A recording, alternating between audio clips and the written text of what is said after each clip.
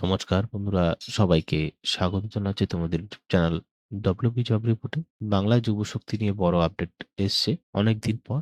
কারণ বাংলায় যুবশক্তি মাননীয় শুভেন্দু অধিকারী তিনি আগে থেকেই বলে দিয়েছিলেন যে বাংলার যুবশক্তির জন্য তৈরি থাকো, কারণ দুর্গাপুজোর আগে এই রিক্রুটমেন্টটা করা হবে। পুরো বিস্তারিতভাবে আপনাদের সাথে শেয়ার করব ভিডিওর মাধ্যমে। ভিডিও শেষ পর্যন্ত দেখো। যারা নতুন রয়েছে ইউটিউব চ্যানেল এখনো পর্যন্ত সাবস্ক্রাইব করোনি, করে নাও। পাশে থাকা বেল আইকনে প্রেস করে দিও। বাংলার যুবশক্তি পেতে হলে আপনাদের যেতে হবে এমপ্লয়মেন্ট ব্যাংক বা এমপ্লয়মেন্ট এক্সচেঞ্জের অফিসে। সেই অফিসে গিয়ে এমপ্লয়মেন্ট এক্সচেঞ্জের কার্ড বানাতে হবে বা এমপ্লয়মেন্ট ব্যাংকের একটা রেজিস্ট্রেশন আইডি বানাতে হবে, যেটা ভেরিফাই এর মাধ্যমে হয়।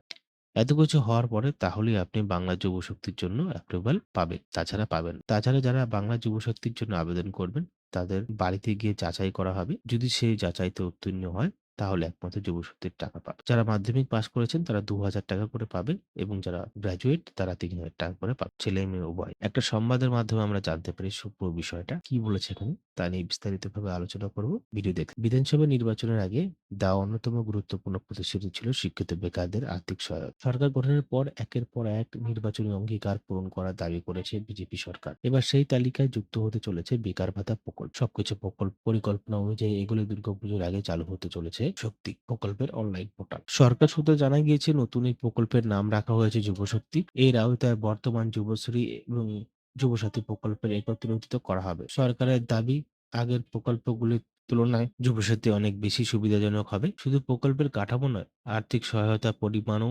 উল্লেখযোগ্যভাবে বাড়ানো হয়েছে। এমপ্লয়মেন্ট ব্যাংক নামে নথিভুক্ত করা বেকারদের মধ্যে নির্দিষ্ট সংখ্যক আবেদনকারীকে এই সুবিধা দেওয়া হতো। পরবর্তী বিধানসভা নির্বাচনের আগে চালু হয় যুবসাথী প্রকল্প। তবে নির্বাচনী প্রচারে বিজেপি প্রতিশ্রুতি দিয়েছিল ক্ষমতায় এলে বেকার ভাতার পরিমাণ দ্বিগুণ করা হবে। সরকার গঠনের পর সেই প্রতিশ্রুতি এবার বাস্তবায়নের পথে। অর্থমন্ত্রী স্বপন দাশগুপ্ত চলিত বাজেটে যুবশক্তি প্রকল্পের ঘোষণা করেছিলেন। সেই অনুযায়ী কর্মহীন স্নাতক যুবক-যুবতীরা মাসে ৳৩,০০০ করে পাবেন।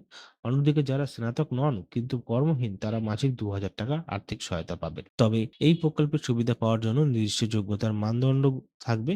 সরকারি সূত্রে জানা গিয়েছে আবেদনকারীদের প্রকৃত আর্থিক কর্মস্থানের অবস্থা যাচাই করতে বাড়ি বাড়ি গিয়ে সমীক্ষা করা হবে। সেই রিপোর্টের ভিত্তিতে চূড়ান্ত তালিকা তৈরি হবে। অর্থাৎ শুধুমাত্র আবেদন করলে এই প্রকল্পের সুবিধা মিলবে না, উপযুক্ত যাচাইয়ের পরে ভাতা প্রদান করা হবে। প্রকল্পের সম্পূর্ণ দায়িত্ব থাকবে রাজ্যের যুব কল্যাণ দপ্তরের হাতে। যুব কল্যাণ মন্ত্রী ইন্দ্রনীল খাঁ জানিয়েছেন যতদিন পর্যন্ত কোনো কর্মহীন যুবক বা যুবতীর কর্মস্থান না হচ্ছে ততদিন সরকার তাদের পাশে থাকবে। তার কথায় যুবশক্তি প্রকল্পের মাধ্যমে শিক্ষাগত যোগ্যতার ভিত্তিতে মাসে ৳২,০০০ অথবা ৳৩,০০০ করে আর্থিক সহায়তা দেওয়া হবে। সরকার আরও জানিয়েছে যুবশ্রী প্রকল্পে আগে শ্রম দপ্তরের অধীনে পরিচালিত হলেও যুবসাথী ছিল জলকল্যাণ দপ্তরের অধীনে। নতুন যুবশক্তি প্রকল্পে এই দুই প্রকল্পের এক ছাতার নিচে আনা হচ্ছে। আবেদনকারীকে বয়স সীমা নির্ধারণ করা হয়েছে ২১ থেকে ৪০ বছর। রাজ্য সরকারের আশা এই প্রকল্পে কর্মহীন যুব সমাজকে আর্থিকভাবে কিছুটা স্বস্তি দেবে এবং চাকরি না পাওয়া পর্যন্ত নিম্নতম সহায়তা নিশ্চিত করবে। পুজোর আগে পোর্টালে চালু হলো এই আবেদন প্রক্রিয়া দ্রুত শুরু হতে পারে বলে প্রশাসনিক সূত্রে ইঙ্গিত মিলছে। আশা করি বিষয়টা বুঝতে পেরেছো